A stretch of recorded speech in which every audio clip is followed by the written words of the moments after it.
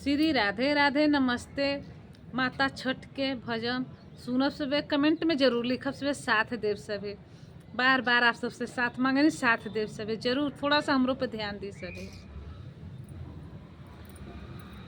साली भर के जखड़ली दुबिया, मकरा बान्हे न जाली। साली भर के जखड़ली दुबिया, मकरा बान्हे न जाली। सुनी न बलम मोरे परदेसिया, कान्हे कुदरिया लेती उठाई। सुनी न बलम परदेसिया, कान्हे कुदरिया लेती उठाई। रउरे जे चिखुरा भी दुबिया, मकड़ा देहबे उजार। रउरे जे चिखुरा बे दुबिया, मकड़ा देहबे उजार। पियारी माटिया और गैया के गोबरा, बेदिया हमें देहबे लिपि। पियारी माटी गैया के गोबरा, देबे बिदिया हमें लिपि।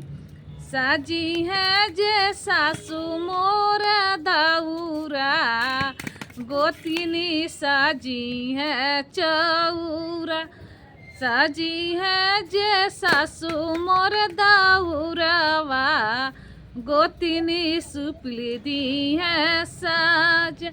नाना दीजेली है रे काला सवा, नाना दीजेली है रे काला सवा। देवराली है गनवा मुखी, ससुर दे नाना दीजेली है रे काला सवा।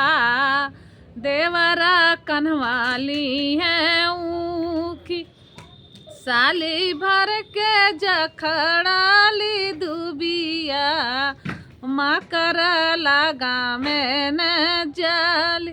साली भर के मुखड़ा रे दुबिया, मखड़ा लगा में न जाली। सुनी न बलम परदेसिया, कान्हे कुदारी लेती उठाई। सुनी न बलम परदेसिया।